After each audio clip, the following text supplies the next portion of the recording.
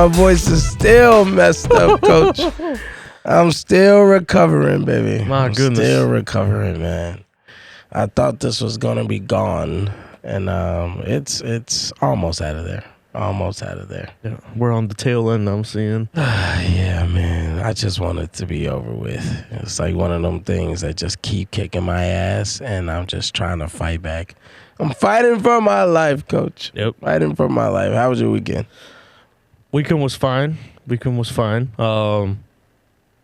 Had fun at the tournament, not necessarily a successful one, but we competed. It was fun games, and then just solid overall weekend. Weather was pretty decent. Okay. So I mean, just Memorial Day weekend too. So kind of being able to sit around, just have a good time. Grill up some good meat and all that good stuff. And of course, that's to the thanks of our beloved veterans. That day is honored to, of course, and we thank all veterans for their service.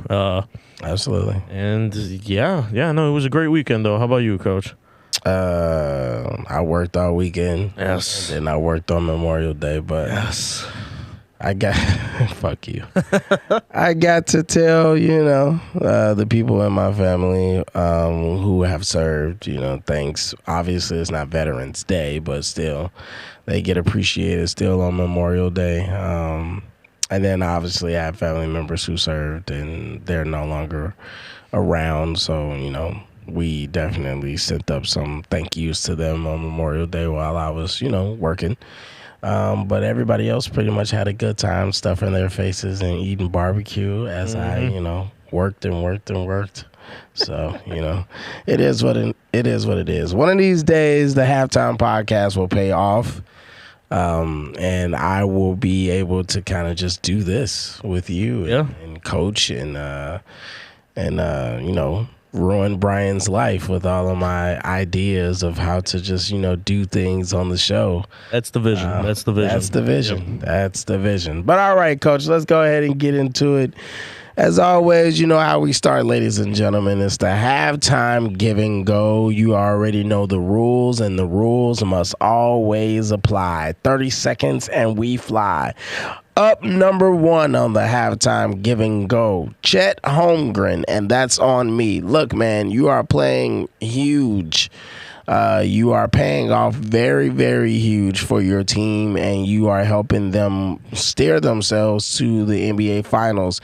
You guys play tonight, and maybe you close out, maybe you don't, but I know for sure you're going to play a big role. And as many people thought that Chet may have issues after his first year with injury, it turns out that the Oklahoma City Thunder knew exactly what they were doing when they drafted you.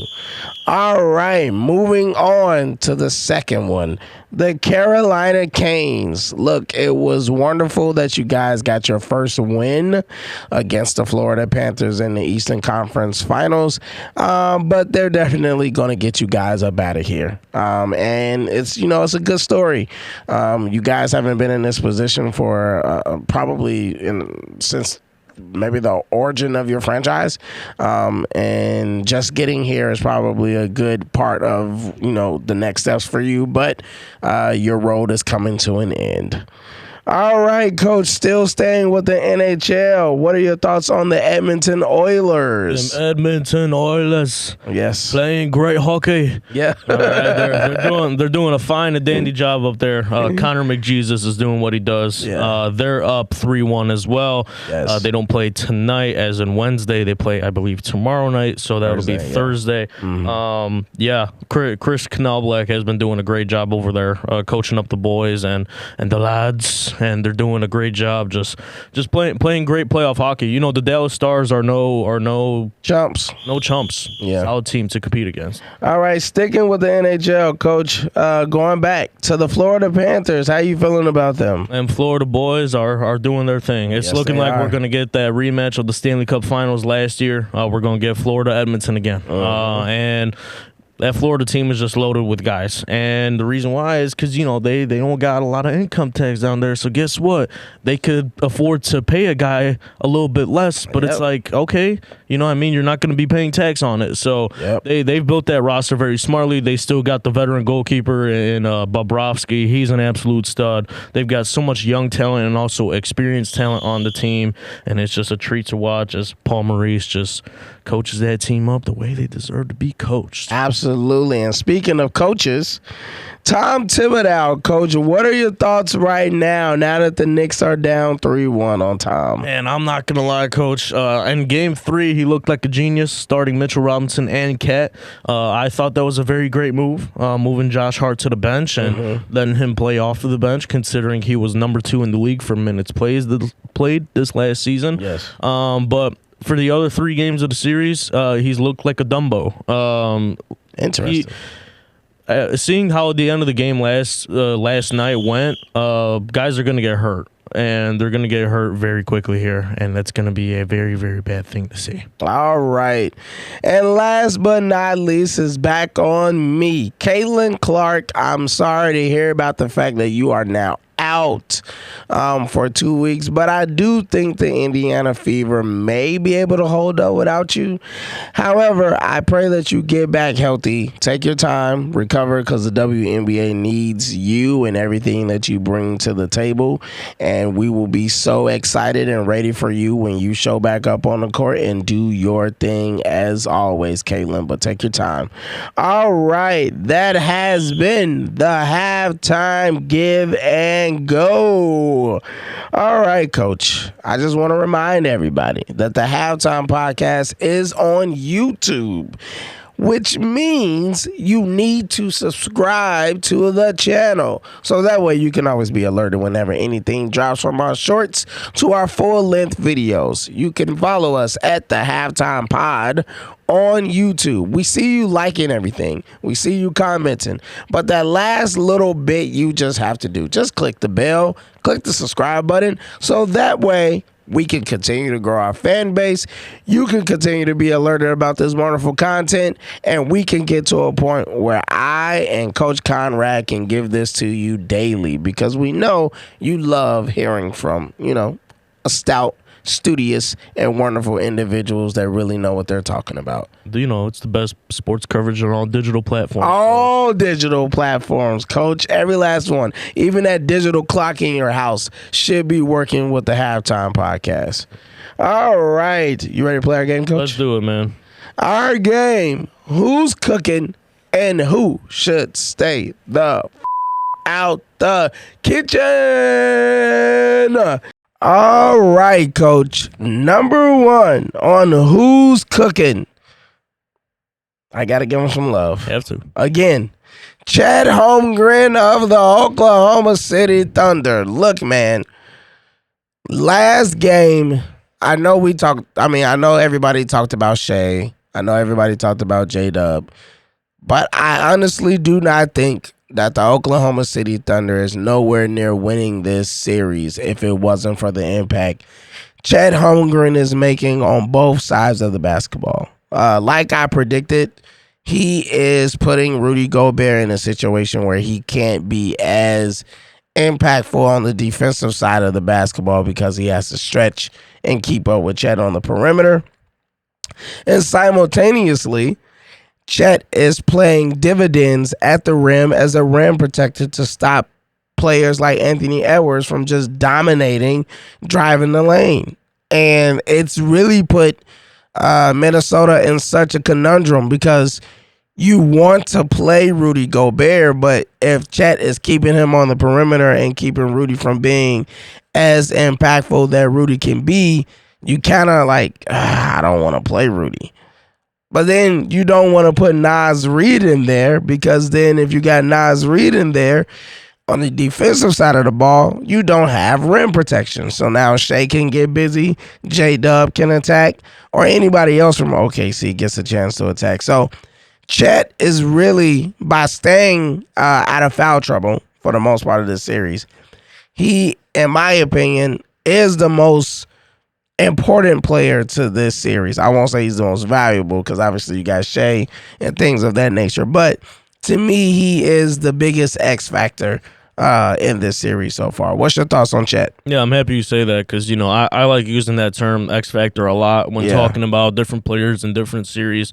He's definitely that guy for OKC. Definitely the X Factor that a lot of OKC's success is going to depend on how he plays. Yes. The first 2 to 3 games even, he was really underperforming, even last series as well. Mm-hmm. Not necessarily the Chet we were looking for. Not consistently hitting the 3 ball, lacking, just the grit on the offensive end, and sometimes having lackluster the defensive lapses. But I mean, in that game 4, man, he turned it up. He turned it up another notch, and we saw how great Chet could be and how truly great this OKC team can be if everything's firing on all cylinders. Yes. And that's what we saw. That's what we saw in game 4, and props to Chet because he of course has the skill. He has just the natural tangibles for everything. The physicalities, he's got it all, but it comes down to execution and actually being able to do it in game. And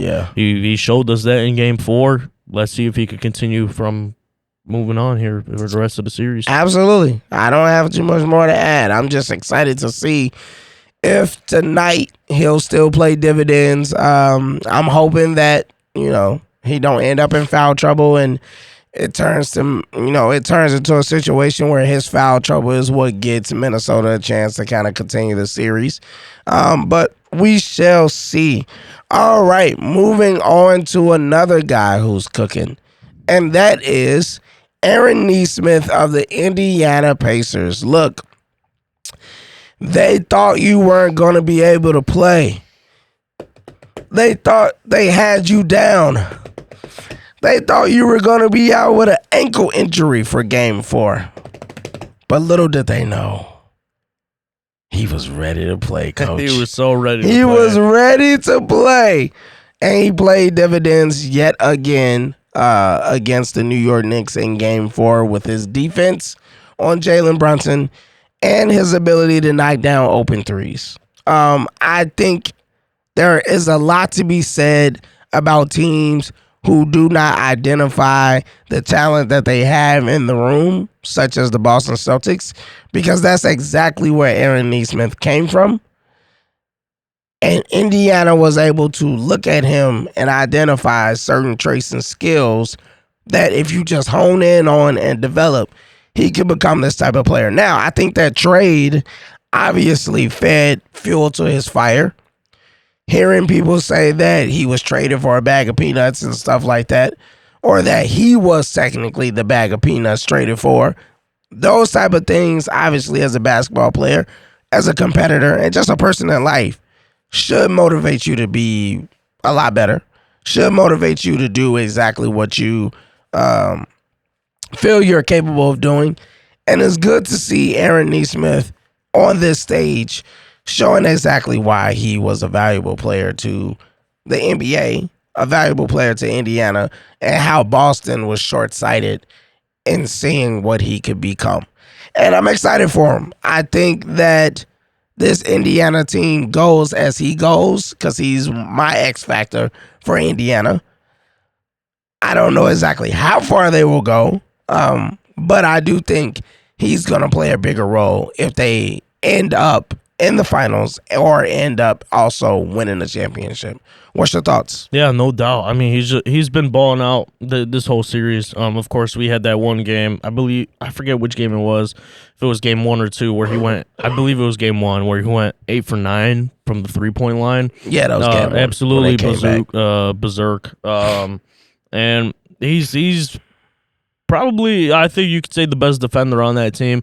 So somebody could argue Nembhard, but I would say Nesmith is, just because he's bigger, he's a little bit taller. Yeah. I think he's a little bit quicker as well, just faster on his feet. But yeah, man, he's holding Jalen Brunson to very mid performances. Jalen Brunson is finding success at the free throw line, and that's about it. And honestly, if you're able to negate Jalen Brunson and run him off the 3-point line and make him drive to the basket, sure, he'll pick up free throws and whatnot, but I'll tell you what, three's better than 2, right? Yes. If you could keep him off that 3-point line and letting him get into his rhythm, which Neesmith has been able to do, that's why we see the performances Jalen Brunson is having. So, I mean, yeah, it's been a treat to see. Probably a guy nobody expected to step up in this way. Probably a name that a lot of people didn't know kind of coming into this series. But, I mean, this Indiana team as a whole, especially, Aaron Neesmith is built to win. Like, they're a very win-now team. They're a fast team. They're a physical team. They're a defending team. And it's exciting, very exciting to watch, man. Very exciting to watch. All right. I don't want to continue to glaze on Aaron Neesmith. We gave you your love, man. We're not going to continue to keep doing this. No. All right, moving on to who should get out the kitchen. And I got to do it. Number 1, Rudy Gobert. There we go. Look, man,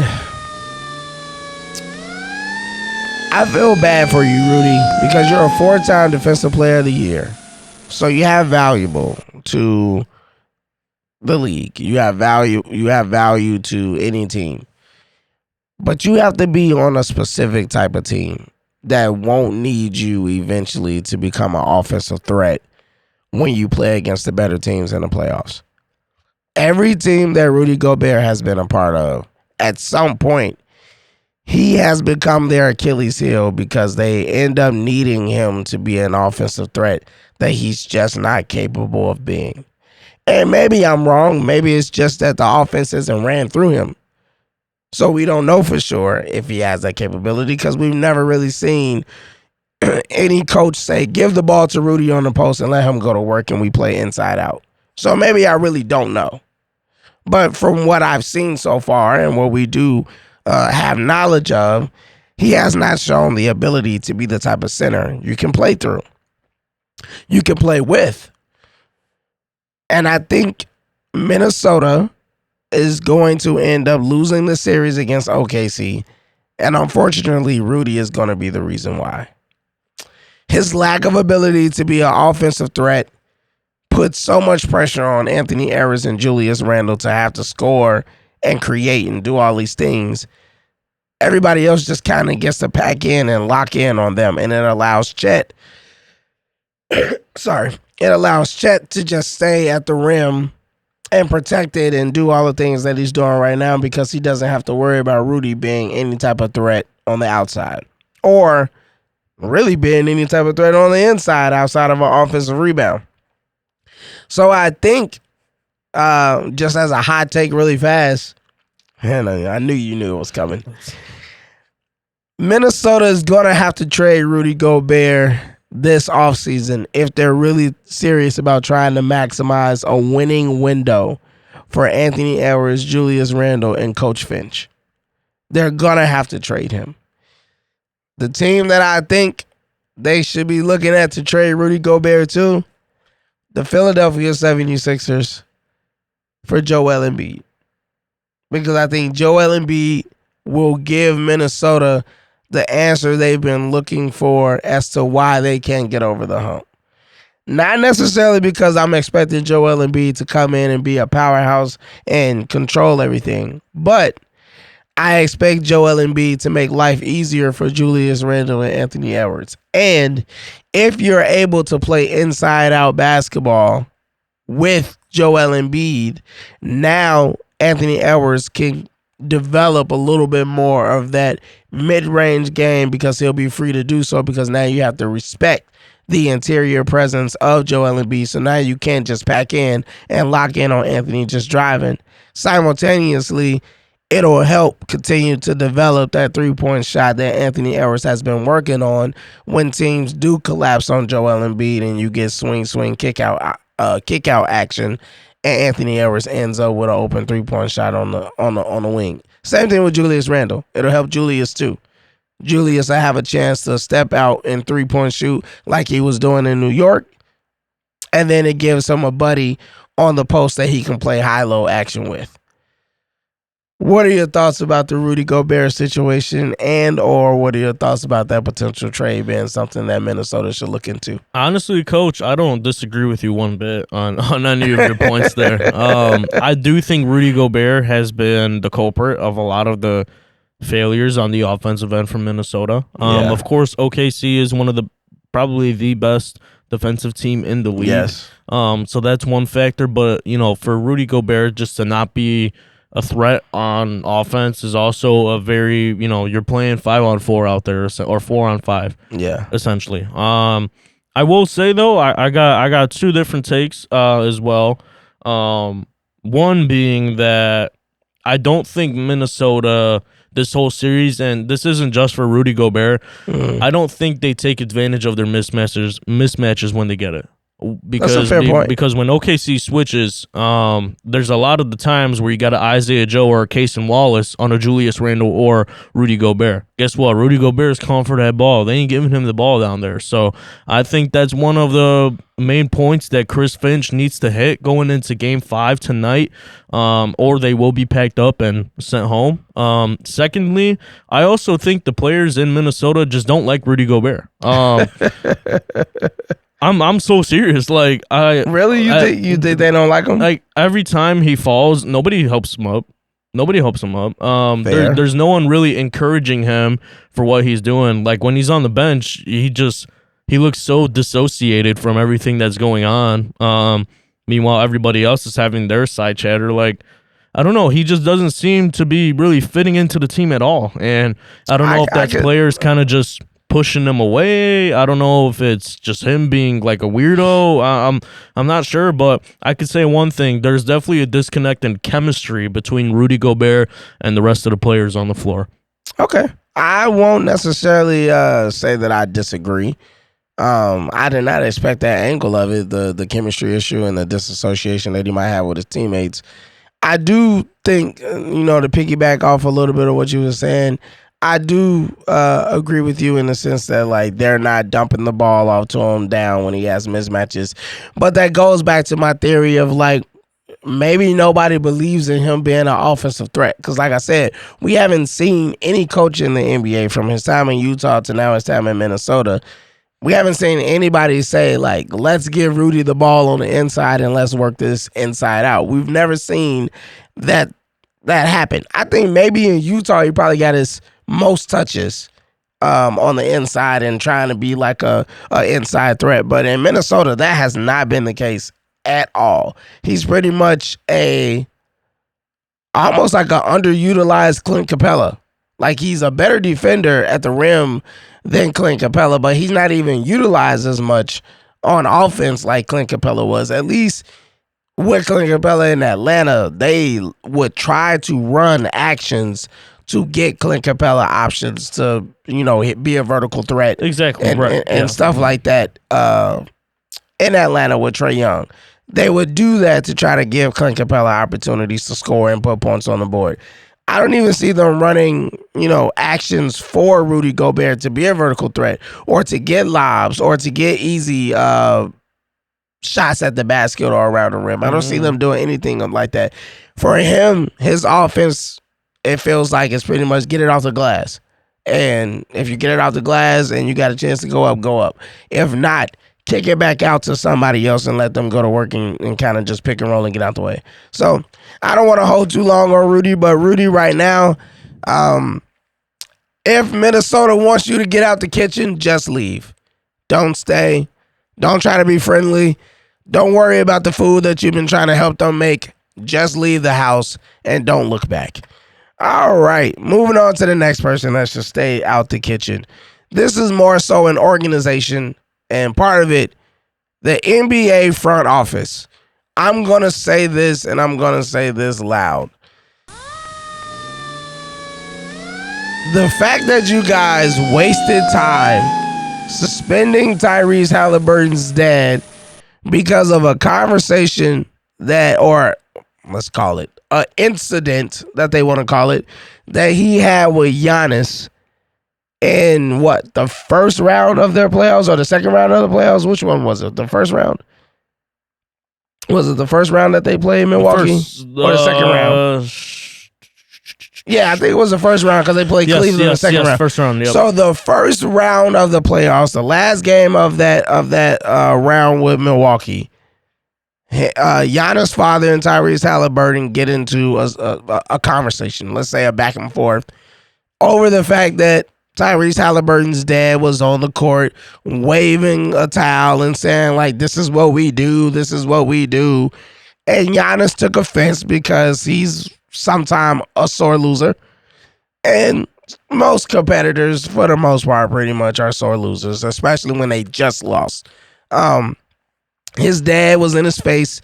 Giannis had some words with his father.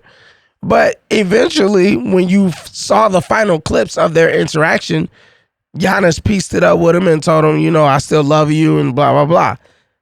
How that was taken to a point that the NBA front office and the NBA itself felt like they needed to suspend Tyrese Halliburton's father from being able to attend all NBA playoff games up until this last game where his jail time was released. He did his time, and now he can go back to games only under the condition that he has to be in a box suite. It's utterly ridiculous. It was overly blown, the situation with Giannis.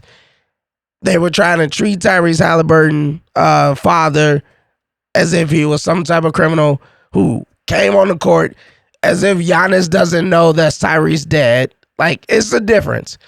All the players know pretty much the other players' parents. This isn't some random fan that's on the court. You know exactly who that man was. You know exactly why he's on that court. You know the rivalry that exists between Milwaukee and Indiana that's been brewing. And you know the chirping that you guys have been doing. Now, was his father right to go on the court? No. He wasn't right to go on the court. However, it isn't like him and Giannis got into an altercation.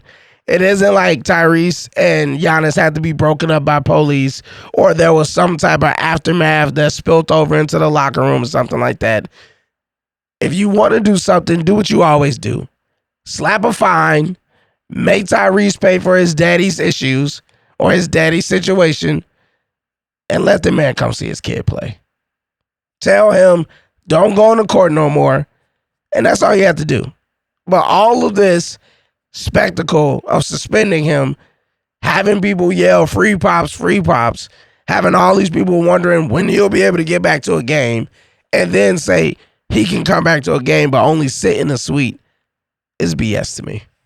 Your thoughts? Yeah, I mean, I really got nothing much more to add besides the fact that, you know, I do agree with you, and I think this was just a poor mishandling of the whole situation by the NBA as a organization, as a business, as an entertainment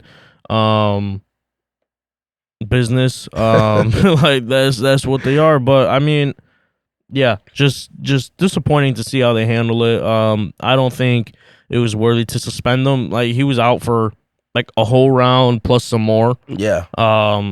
Crazy in my opinion. I'm happy to see him back though. Just to be able to, of course, it's any father's dream to be able to see his son ball the way he balled in Game 4. You know what I mean? Yes, In Indiana on their home floor. So yeah, good thing he's back, but he should have never been gone in the first place. Yep. I 100% agree. I don't have anything else to add, and we can tie that up. So, NBA front office. Obviously, we can't tell you to get the hell out the kitchen because if we did, there would be no more NBA. But we want you to seriously look in the mirror and tell yourselves, you're a dumbass. And we want you to say that at least 7 to 8 times so that way it festers and it holds within you for you to know with all of your heart and all of your might and all of your will. Say it with me. We're a dumbass. All right. Let's keep moving forward. Let's forge ahead, Coach. As we go into the next segment of the show. But first, I want to remind people, follow Coach and follow myself. Please. Follow me at Coach M_got it and follow Coach at Coach_KD41. We always got a lot of things going. You can see additional clips and reels from some of our shows on our personal pages. Different things that you can follow Coaches. Like I said, his AAU club. He goes every weekend. He practices with them on Thursdays, right? Yes, sir. 3-point high. He's always advertising that, and he's always just showing you some of his insights and things that he's doing from his perspective as a coach and practices and stuff like that. Me, I'm getting myself geared up, and as well as Coach, we're getting ourselves geared up for our high school season. But right now, it's the summertime, so I'm not with an AAU club currently, so I'm just more so just locked in on the high school season that's coming and just making sure that the Halftime Podcast continues to be the best sports coverage on all digital platforms. So again, follow me at Coach M_got it and follow Coach at Coach_KD41. All right, Coach, are you ready? We ready. Are you ready? We ready. All right. To move on to the halftime report. I promise you, ladies and gentlemen, I can't personally wait till I feel better too. I know you guys are probably like, geez, man, sound like you've been smoking 15 packs of cigarettes every day. Can't listen to the shit. Oh my God, man. But it's going to come back, and I'll be lovely with the golden voice you have loved to learn, that you've learned to love. See, I'm so messed up, I can't even say my words right. All right, that they love to learn. All right, first on the halftime report, let's get into it, Coach. The Dallas Mavericks, all right, we know that they're happy. They got the number 1 pick.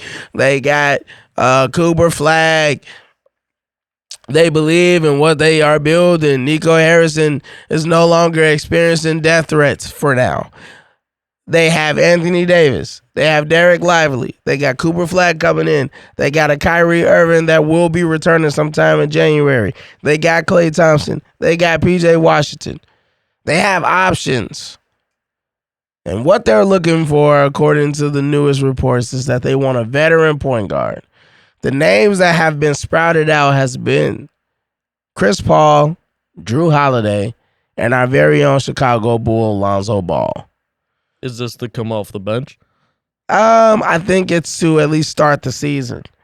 Now, okay. Right. I don't think it's necessarily to come off the bench for the long term, depending on the type of guard you get. Because if you get a Lonzo Ball or you get a Drew Holiday, you can now slot Klay Thompson to the 3. And you can slot Kyrie Irving to the pseudo 2 guard to let him be a scorer. And then you have a playmaking point guard like Alonzo or Drew Holiday. And you still have Anthony Davis and you got Derek Lively. This is in the event that you feel like Cooper Flag isn't necessarily ready to be a starting level player come playoff time. Obviously, during the course of the season, while you're waiting for Kyrie to come back, that's the perfect time to give Cooper as much time as possible. But come the playoffs, when Kyrie Irving returns, you might consider moving Cooper to the bench, slotting Klay at that 3 spot, and now that starting guard that you have between Drew and Alonzo, they're the starting point guard, and Kyrie is your pseudo 2 guard. So now you have Kyrie, Anthony Davis, Klay Thompson, Lonzo, Drew, and Derek Lively. What are your thoughts on the fact that the Mavericks are looking for a veteran guard, the names being Drew, Lonzo, and potentially Chris Paul? I don't hate it. I could definitely see that benefiting them. I don't necessarily see that as hurting the club at all. I don't think they would have to give up too much in order to obtain those players, specifically those 3 players. Yeah. I think they are kind of more on the lower tier when it comes to value in the trade market. And yeah, I mean, me personally, if I'm the Mavericks, I'm taking my pick between Drew or Lonzo. Yeah. I just think if you're going the whole CP3 route, it is only and exclusively for him to start off at the beginning of the season and then come off the bench. Yeah. But yeah, I see your point that if you were to get Drew or Lonzo, come playoff time, if Coop ain't ready or maybe Coop gets hurt, then you could easily slot in one of those guys at the 1 guard, have Kyrie be your combo guard at the 2, just being able to score the ball, and Clay at the 3. I don't see why that wouldn't pay dividends, and then PJ Washington comes off the bench. With Cooper. With Coop, you know what I mean? Which is a pretty solid roster in my opinion. A very fun roster. And yeah, I think definitely a veteran point guard would benefit them. Who can I see them genuinely making a trade for? I think Drew. I just think he kind of fits. Would they have to? Oh yeah, I think he did sign an extension with Boston that still holds over through next season. I believe he's still got 1 or 2 more years on that deal. Yeah. So, but he might be more expensive in a trade, to be honest. Is he though? I mean, I believe he's 33 to 34 years old. But he's still coveted. You know what I mean? Like he's still coming off a championship to 2 years removed. Kind of coveted. I mean, you could. Okay. I think you could argue that Drew Holiday's trade value has fallen off a bit simply because of the year that the Boston Celtics had, kind of the letdown that they had, and also that's not due to his play. But his play wasn't also the play that we had from him the year prior. I can agree with that one. Somewhat of a regression, you could say. And I mean, if you are going into this year, you could easily make that case when sending through your trade offer, being like, "Yo, well, Drew didn't necessarily play his best ball last year." Right. I know you guys are definitely looking to move assets to get below that second apron and things of that nature. So I could see Boston definitely being inclined to taking a deal, even if it isn't necessarily of the correct value. Right. I think Alonzo deal would also make sense. You probably give up a little bit less if you do get Lonzo. Just the concern with him is, is he going to be able to actually stay healthy? Of course, last season he was somewhat able to, again, still having kind of ankle issues and whatnot, but will that knee come back to bite their ass? What is Lonzo making next year? You keep talking, I'm going to try to look He's still that making $20 million. Is that what they signed him to? Yeah. Oh, but does his extension kick in next year or the year after? I don't know. I'm about to see right now. Because his contract was around $20 to $25 million a year originally when he did sign with the Bulls. So whatever it ends up being, I don't know if it kicks in this next upcoming season or the one after that. I think that plays a big factor as well. But so Lonzo, actually no, he's only making $10 million next year.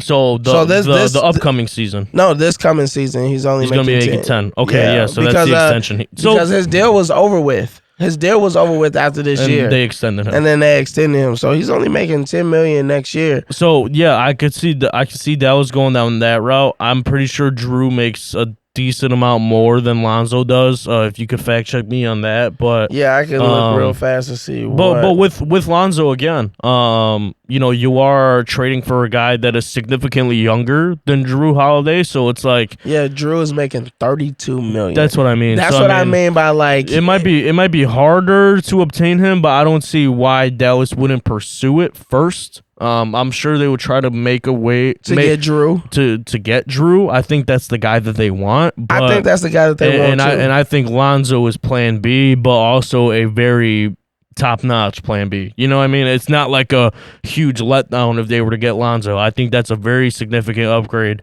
at that either backup point guard position or just letting Kyrie be the 2 guard. Yeah, because in order to get Drew, based upon the contracts that Dallas currently has, it would obviously take like PJ Washington, and it'll basically be like PJ with Daniel Gafford. Well, I mean, and maybe like a Max Christie or Jaden Hardy. Which, I mean, we know Daniel Gafford might be moved this offseason because he wants to be paid like a starting center.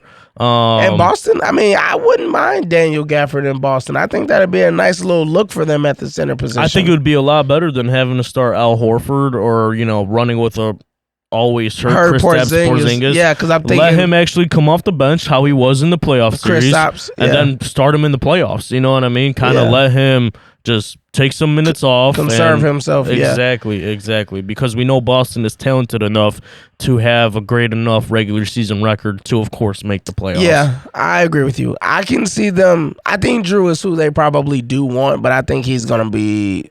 Maybe not too expensive, depending on the players that they're, willing to give up. And if Boston is willing to take like that package, like I said, like PJ, Daniel Gafford, and like a Jalen Hardy or something like that.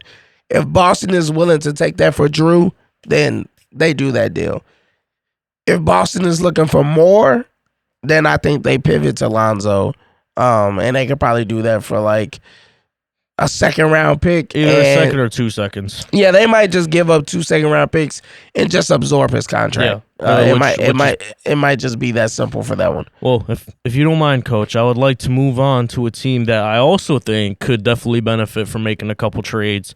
Granted, they are in the conference finals at the moment, but things are not looking too great. Let's get into these Minnesota Timberwolves, Coach. They are in trouble. Yes, and Coach Finch, really quickly, his statement on Shea was, you can't really touch Shea.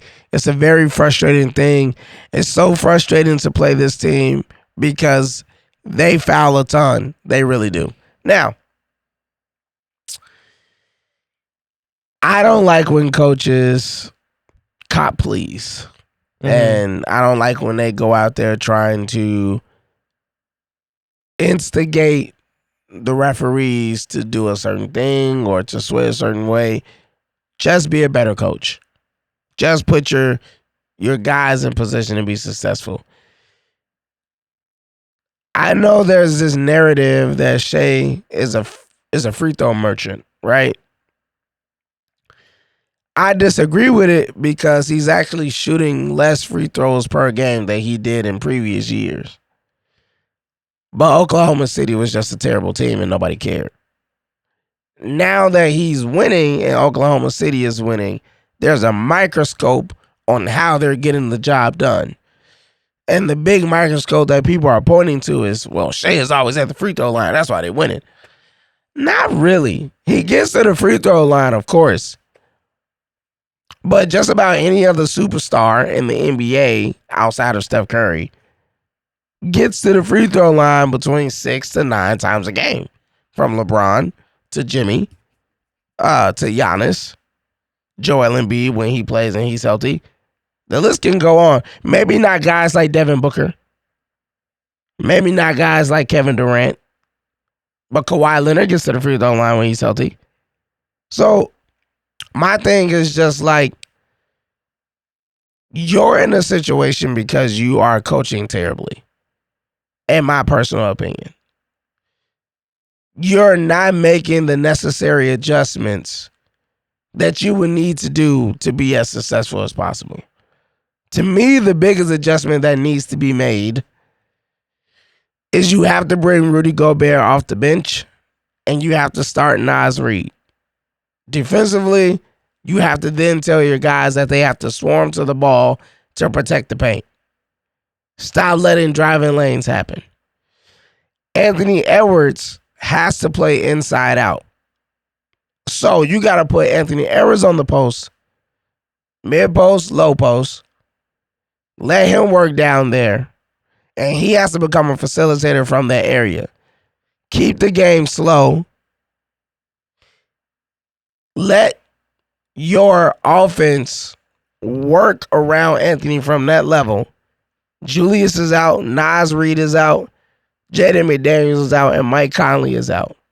Force OKC to have to come down to Anthony Edwards to stop him on that low post from making moves. Force the double team to come towards that baseline. So that way it opens up opportunities on the outside for shots off the double team and or penetration to the lane from shot fakes. And now Julius can drive and go. But you ain't going to be able to do that with Rudy Gobert starting. You got to bring Rudy off the bench. And that's the only way you have a chance. Because keeping Rudy in the game and keeping Anthony on the perimeter, you're allowing OKC to load up the paint. Keep a guy pressured on him. Whenever there's a pick and roll, they switch and bring another defender on him, or they trap him. And then they keep him from being able to penetrate. And it's causing Anthony Edwards to have turnovers and expend too much energy. But if you take away all of that and you minimize how much he's trying to penetrate, handle the ball, and do all these things, and you centralize the trap to being lower towards the basket, you open up more shooting opportunities on the outside, and you give Anthony Edwards a chance to be even more offensively effective without having to do so much. He doesn't have to drive so much. He doesn't have to use so much energy. He can play lower to the basket, finish around the basket, use his athleticism, or use a little bit of the mid-range game that he has. He has a turnaround shot, a fadeaway jumper. He has a little bit of that. So orchestrate the offense to utilize his skill sets in that capacity. But they're not doing it. They're continuously allowing Anthony Edwards to bring the ball up, facilitate from the top of the key, work off pick and roll, and OKC is just saying, we know that's what you're trying to do. We know that's what you're going to do. And we're going to force you to just either pass the ball from a trap or load up, make sure you can't penetrate, and force you to shoot a three, which you're not Steph Curry, so we'll play the percentages on how many times you can kill us from the three-point line. What's your thoughts on that? Yeah, I have a couple of counter arguments to your cases. For one, I definitely see the vision in putting Anthony Edwards on the post and having him be a playmaker for there. But the matter of the fact is, and wanting him to start shooting the mid-range shot a little bit more. The fact is, it's his least efficient shot in his game. He's not a good mid-range shooter. He really is either take it in or shoot the three-pointer. So I think that's what he's limited his game to now. I don't think that's the only thing he could do. If you look at the spreads of his stats throughout the entire season, and you can look this up on the internet for all you TikTok guys that like to say y'all don't know ball or podcast equipment is too cheap nowadays. Right. You look at the stats, the statistical stats of Anthony Edwards this last season. He's almost taken he's taken a significant amount of mid-range shots, but he is shooting like under 40% from the mid-range compared to, he's shooting a higher percentage from the three and of course a higher percentage in the lane. So it is hard to make him be a low post player simply because is he going to be able to knock down that turnaround J consistently enough for him to be a threat at that position? Of course, he could post up and maybe go, but who's going to be guarding him? I mean, Lou Dort. Is he posting up Lou Dort? I don't think so. I think he has a chance. I'm not saying that it puts him in a better position, no lie, to be able to play make out of that position, but I don't think it's going to allow him to score. I think Minnesota needs him to score the ball. That's what he did in Game 3. That's why they put BTA to OKC in Game 3, is because Anthony Edwards was finally a scoring threat this series. Other than the other 3 games of the series that OKC has won, Anthony Edwards has been very limited. For one, either turned the ball over for 2 or just shot the ball very ineffectively. But OKC also did not play well that game too. So I think that game the game 3, right? OKC but regardless, but regardless, it was still his best offensive performance that night, right? Yes. Secondly, I want to go back to Chris Finch's quote and kind of what you said about it. I definitely think he hasn't coached a good series at all. I'm with you on that. I think there's a lot of different things he should have done in this series to have the boys playing a lot better, like possibly benching Rudy Gobert, playing a little bit faster, because I think that's how you beat this OKC team, is playing in transition, which is why, if Indiana matches up with them in the finals, maybe we see a way tougher series for this OKC team, and that's also why I think Denver had a lot of success in their series, is because they got out and ran the break. And if you want to be OKC, you cannot let them set up their half-court defense, because that's where they really hone in, are able to get their matchups that they want, and that's where they start to break you down, and that's where the turnovers come from. But just to talk about Shai really quickly, I know we mentioned him last week, but just to go back to Chris Finch's quote, there is some truth to what he's saying, because I don't like the whole thing that he's a free throw merchant. Yeah, he's a flopper. I like the F word. He's a flopper at times. At times, he definitely exaggerates the contact. It's there, but he exaggerates it. Fair. Gets to the foul line. No problem with that. My problem is, people are just saying, oh, well, even if you take away his free throws, he's still the leading scorer on the team.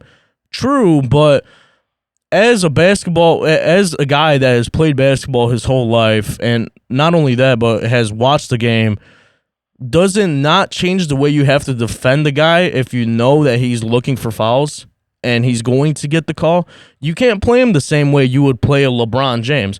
LeBron James gets a whole bunch of foul calls that are missed. So you can get a little bit more physical. You could get away with pushes or all that. But LeBron is also 6'9" and I agree. 230 some pounds. I agree, but you even look at other players. You look at other players as well. You look at like a Kyrie. I feel like Kyrie doesn't get a lot of foul calls going to the basket. Well, Kyrie doesn't get them because the NBA don't like him. Okay, see, but this is what I mean. We're just talking about not liking him versus I think what is actually happening. That's true though about Kyrie. Like we know the NBA has a thing against Kyrie. But regardless, my thing is that the reason why, and this isn't to take away from Shai's greatness. Again, I said this last week. I think he's a fine basketball player and a great one at that. Very high efficient mid-range scorer and can get to the basket at will, can step out, occasionally hit the three-pointer, but the matter of the fact is you have to defend him differently because you know that whistle is coming. Okay, so my question would be, my retort to that one, because I have a statement about the Anthony Edwards things too, but why doesn't anybody have a problem with Jalen Brunson and how many free throws he gets? They do. For flopping all the time. They were just chanting flopper the other day. People call him a free throw merchant too. No, but they don't do it like they talk about Shai, and that's my thing. Like people, they do. It's just it's not viewed as much because OKC is top dog. That's why OKC is getting the majority of the media attention. And that goes to my point. It's because they're top dog that's why people have a problem with it. It's not necessarily because. Oh, I mean, of course, it's because they're winning. If they weren't winning, nobody would give up. And they wasn't. And they wasn't caring when he was shooting. Absolutely, I agree with you. Right. So I think the whole thing about that's what I mean by Chris Finch and the whole free throw thing. Like you gotta learn how to defend people without fouling in general. Whether somebody gets to the free throw line or not shouldn't be indicative of how you understand how to play solid defense without fouling. You shouldn't be like, okay, this guy doesn't get to the free throw line, so I can push his ass around and I can hold him and do all this other stuff because they don't call calls for him. In basketball theory, when you're doing whatever it takes to win, yes, right? Because they don't call calls, I can rough them up. But in what you're teaching in actual practice, you're teaching guys how to play defense without fouling. So whether Shai gets the foul or not, the defender should be playing defense with the goal of not fouling. Now, if you go out there and you're just a foul merchant because you just can't keep your hands off guys because you can't play defense without being handsy, that's your problem. That's literally your problem. You got to learn how to move your feet. Alex Caruso doesn't foul out of every game. He should, though. The amount of times he be grabbing, dog. I ain't gonna lie.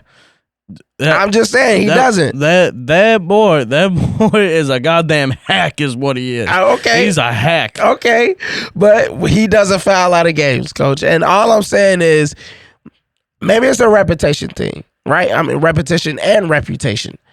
Maybe you gotta have the reputation in order to be a defender in the NBA that don't get called for every little thing that you do, right? Maybe that's what it is.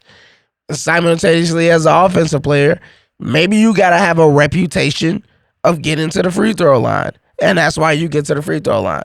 Jimmy Butler included, right? We can go down a list of the guys that we know get to the free throw line. Trae Young is also a part of that as well. Trae Young flops his head, and he's at the free throw line every single time. So, and that's always been my thing about when we play Atlanta. I hate playing Atlanta because I know Trae Young is going to get to the free throw line whenever he flails and flops and his hair gets moving and all that other stuff.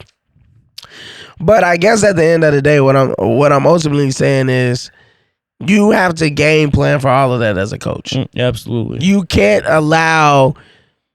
walk in using the whole free throw thing as a scapegoat as to why games are having outcomes that are not in your favor. You knew coming into this game, or coming into this series rather, that Shai Gilgeous-Alexander averages 9 free throws a game. So plan for that. Put that in your Rolodex of like, there are 9 points that are going to come specifically for Shai from the free throw line. That means the rest of his 32 that he gets, we got to figure out how to keep him from getting that. Whether that's working on schemes to trap Shai. I don't see them trapping Shea on pick and rolls every single time. They do not blitz the screen at all. They don't blitz him. They just show and recover. They show and recover. Yeah, or they shadow. Or they shadow, or they let a switch occur. Yeah. And let him just go to work off Rudy.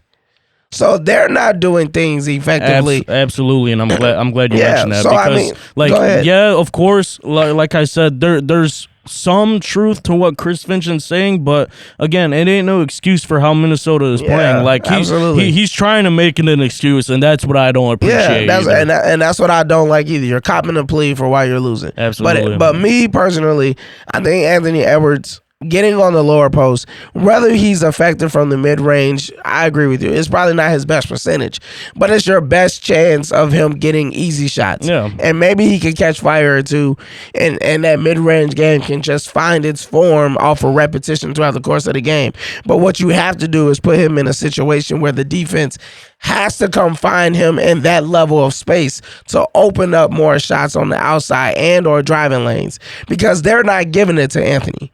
Him working on the perimeter is not helping because they're not giving him driving lanes. They're pretty much daring him to kill us from the three-point line. So if you know that as a coach, the only thing you could do is take away the three-point line draw that the OKC is trying to put on him, put him in a position where he can get easier baskets using his athleticism, force the defense to come find him on the lower part of the level, and then allow him to play make by passing out of double teams on the low post to guys on the outside that you feel like can knock down some shots between Conley, Jaden McDaniels, Naz Reid, Dante DiVincenzo, and at times Julius Randle. And that's your best option. And then when the defense is softened up by Anthony Edwards playing on the low post and your three-point shooting is obviously hot, now you can insert Rudy Gobert and then you can play the pick and roll game because now they have to worry about all the outside shooters, so it softens up their ability to just pack in and keep Anthony from driving. That's your best option. But moving on, let's move on to another NBA team that, sometimes we like talking about, sometimes we don't. But they are our team, indifferent or not. Sometimes we love them, sometimes we hate them. As of late, it's been a lot of hate. It's been a lot of hate. But let's move on to the Chicago Bulls and their situation with the number 12 pick and potentially looking into BYU star Igor Dimin. Igor Dimin, 6'9" guard who has special playmaking abilities, similar to somebody that we already have on our roster. I wonder who that could be. 6'9" guard, playmaking ability, passing ability, vision ability, all at a high level. Has some shooting issues, but the form is pretty good. So it can be developed really well. Nice solid frame from Russia. The question for you, Coach, is this a leverage play from the Chicago Bulls to simply look at Josh Giddey and say, to be honest with you, we don't look forward to paying you $30+ million a year. And if you're really going to hold that over our head for the bag you want, there's a kid out there that we believe can give us exactly what you give us. He's younger, and we have more time to develop him. Do you think it's a leverage play? Do you think the Chicago Bulls are just generally interested in bringing Igor Dimin to this team because they just think he's the best prospect that they can get at the number 12 pick? And if the Bulls do draft this kid, whether for a leverage play or not, if they draft him, should the Bulls now move on from saying, we're not paying Josh Giddey $30 million regardless? Because this kid can now become our new future alongside of Matas Buzelis. Your thoughts? Yeah, I could definitely see this being somewhat of leverage. Of course, in any type of situation in sports, when we're talking about contract, there's always some type of leverage play going on. Yes, absolutely. Whether it's from the player or from the organization side of the contract. And in this case, I could definitely see it coming from the organization being like, well, we're sitting at 12. We got this point guard that's taller than you. that is possibly going to be better than you. How tall is Josh? Is he 6'8"? 6'7", 6'8", yeah. I think he's 6'8". Yeah. Or maybe he is 6'9". I'm gonna look it up. I don't think he's 6'9", but regardless, I think they like what Igor was able to do at BYU, averaging about 11 points a game, 4 rebounds, and 6 assists. Those are like Josh Giddey type of numbers, and they're seeing that at the college level. I think it could translate easily to the NBA side of things. And what do I hope the Bulls do? I hope we do just go with Igor and say, all right, bye-bye, Giddey. All right, whether that's a possible sign-in trade. Yes. All right, little acquisition. I wouldn't be opposed to that. I would not necessarily want to just let him walk in free agency. I think he holds some trade value in a sign-in trade. Josh Giddey to Brooklyn in a sign-in trade, baby. I would not hate it. All right, give me Cam Johnson. Give me Cam Johnson over here. All right, I would not mind that one bit. But now I would definitely be in favor of drafting Igor, getting rid of Josh, because I think Igor does everything that Josh does at a high level and is going to eventually be even better. I don't think Josh Giddey is getting any better than what he is right now. Yes, I 100% agree. I don't care if it's a leverage play or not. It could be a leverage play. I'm all in on move Josh Giddey. Do not pay Josh Giddey $30 million a year if you're the Chicago Bulls. I want Giddey out of here if that's the money that he's going to be asking for. Now, he deserves it because he's played himself into a position for it to be considered. Yes. I don't think he deserves it. Let me change my language on that. I don't think he deserves it, but I think he's played himself into a situation where it can be considered. Yeah. He hasn't been consistent enough over year after year after year to say that he's worth $30 million a year. He hasn't shown that.